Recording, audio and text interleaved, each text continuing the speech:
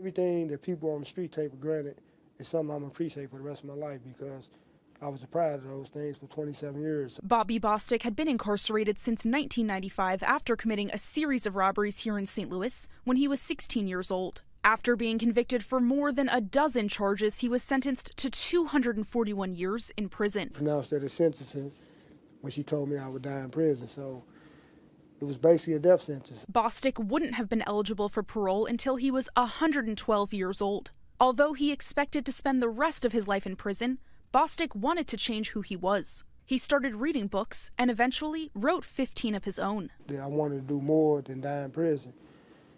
Even though I wasn't ever getting out, I wanted something better because when I looked around prison, all I saw was darkness and just stupidity and ignorance. And I was like, man, this can't be my life. It got to be something better than this. While in prison, Bostic also earned an associate's degree.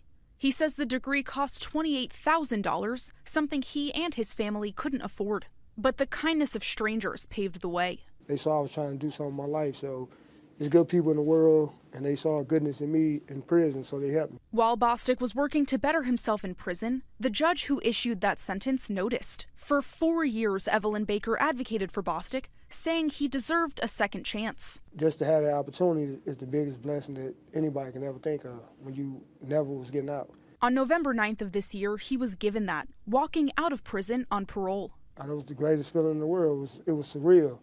It was like the sun shining for the first time. Like when you walk out in the sunshine with no cuffs on. Now Bostic is working to get his bachelor's degree, hoping to enroll in a university here in St. Louis. Most importantly, he appreciates all the things to come with his newfound freedom. Everything in the world is different, but it's beautiful though. The grocery store, the laughter of the kids, the grass. You know, we couldn't walk on the grass all day. Just the leaves, everything I see in nature, everything is a blessing. Bostic still keeps in touch with the former judge who helped make parole possible for him, even spending Thanksgiving with her on Thursday.